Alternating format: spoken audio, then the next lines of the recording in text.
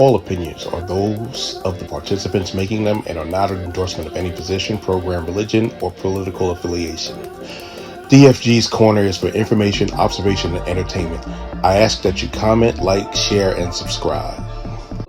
If they're new friends or new acquaintances, I don't think it's necessarily difficult. But once you've built time in with someone, I think that's when, or you have some type of connection, that's when I think it's hard.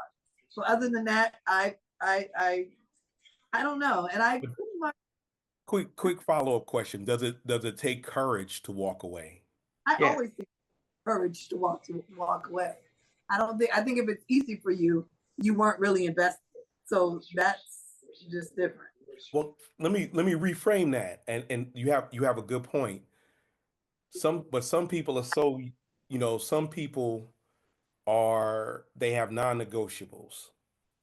And once you hit that non-negotiable, they're gonna walk regardless because they don't want to get hurt any more than they've already been. I mean, so that doesn't mean they don't love you. They just can't be around you. But I don't know, because that's a different situation. Because now you're giving me a scenario more so than a me, like coming from the individual. So that's hard. I feel like with me, whatever the non-negotiable is, I'm going to be one where I'm going to discuss it and let you know this is why I'm going to have to walk away, or this is whatever the case may be. But I feel like at the end of the day,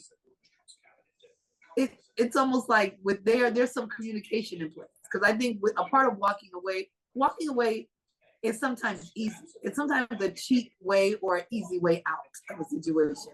It's almost like ghosting, where you're not really dealing with an issue. So it's also a cowardly act in a sense. It can be, and in the sense you're saying it. So I feel like you just have to be mindful of what you mean by walking away. Because I feel like sometimes it can take strength to walk away, but sometimes it's a show of weakness to walk away. Yeah, I mean, you have, like I said, you have a point, Miss Kim. What do you think about walking away? If I'm fully invested and I've built a pretty solid foundation with that person, it's hard for me to walk away. It's going to take a lot for me to walk away because I put so much into the relationship. I have especially if I've given up a lot to be there for that person, it's hard to walk away because for me, it's like I'm going to have to start over. And starting over at my age, that's something I don't want to do at this point. So I'm willing to work through it, talk it, have great communication, working it out. And I think that's where we have to go with knocking down those barriers, eliminating things that's causing friction in the relationship, marriage, or whatever it has to be. It's all about communicating with one another and talking through those hardships. Because if I was younger, much younger than that, it would be easy for me to walk away. I wouldn't care. But now that I'm older, wiser, I have more patience, then it's going to take, I can't just give up. I'm not going to give up. Okay, that's very insightful. Big Al, you got look like you got your thinking cap on. What's your opinion? Yeah, I'm a lot like Miss Kimberly.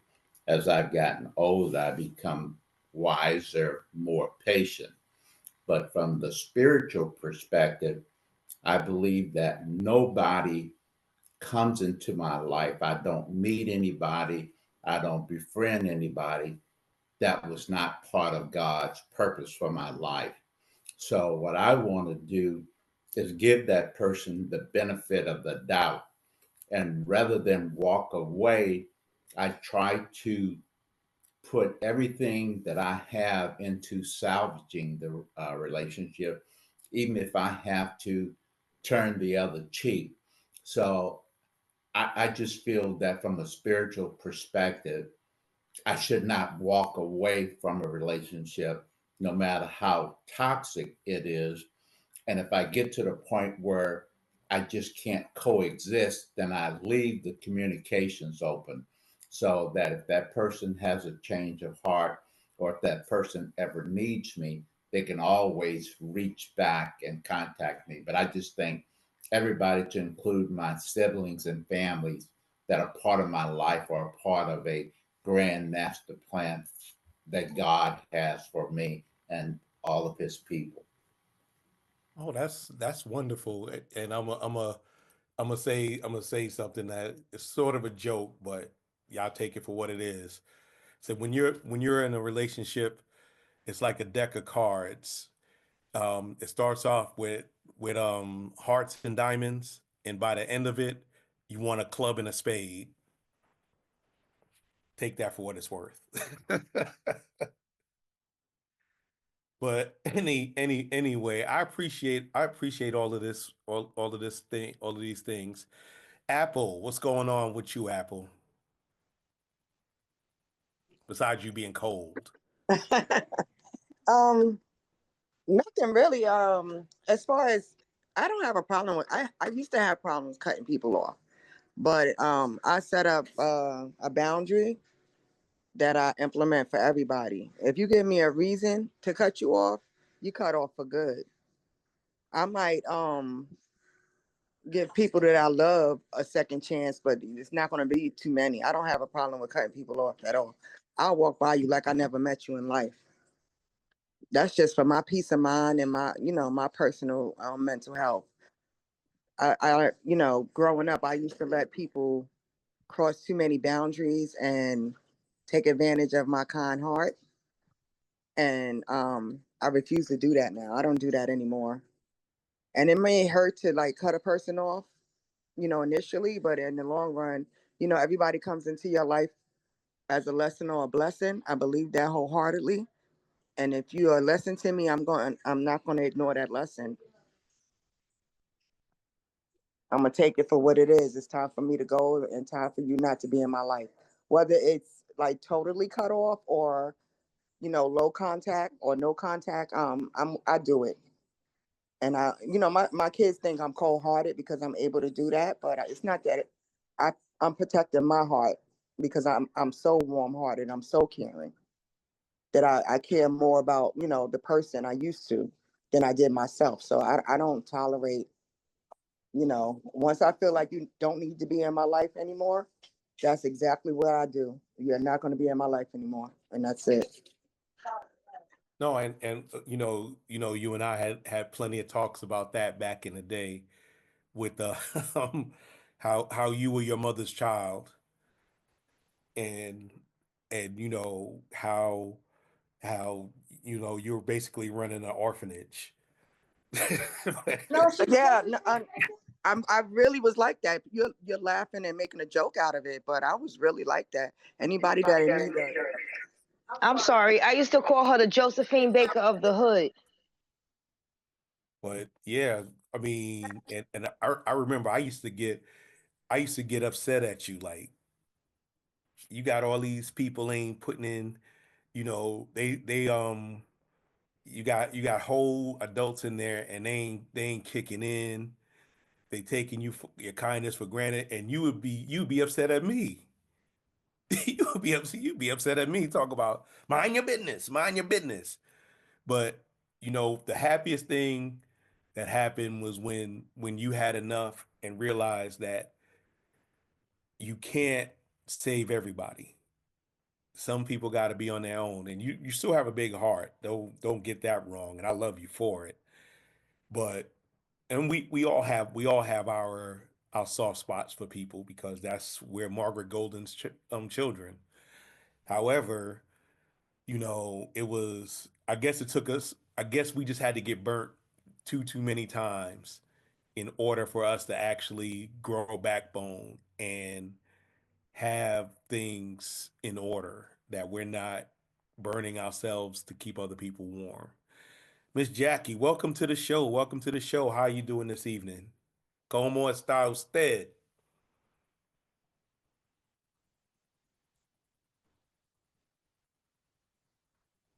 Señora, ¿tú aquí?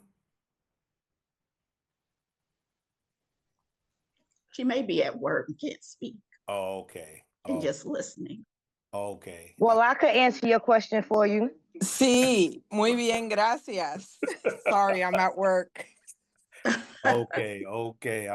I was about to say. We're talking about breaking down barriers to make you the best version of yourself for relationships, and and relationships doesn't mean just, you know, piston gear relationships. I'm talking platonic, familial, work relationships.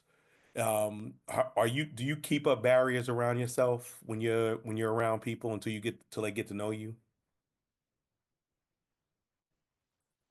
Yes, I do. And how with that does that do people have to actually know you to get to know you, or is it a couple of days later your guard is somewhat down? I think it takes a little time for my guard to go down. Okay, okay. And that's because those are those things a lot of times. And being from New York City, you always had to have your guard up and let it down slowly. However, not everybody's like that, but you have to understand that not everybody's like you. So I am friendly, but I'm not necessarily gregarious. I do talk. I'm easy to talk to, but I'm hard to listen to sometimes. And I build walls. Like I said, my walls are 30 and 40 foot high, and that's for everybody. People think that I'm like that with just them. No, it's like that with everybody. However, I'm working on those walls and to build them down, to tear them down, and to make those a better way of life. Um, how many do you have children, Jackie? Yes, I have three Okay, adult children. okay. And have you ever looked at your children's significant others or your nieces and nephews, or your primos and primas? Do you Have you ever had a chance where you just had to, you couldn't just deal with them no more and just walked away, or just had to shut communication down for your peace of mind, your sanity?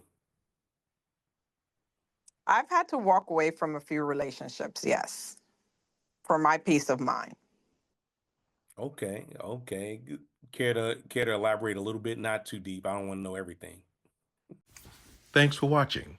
This is the man with the golden voice, the lady's choice, and of course, smooth as a Rolls Royce, saying, never make love by the garden gate. Though love is blind, the neighbors ain't.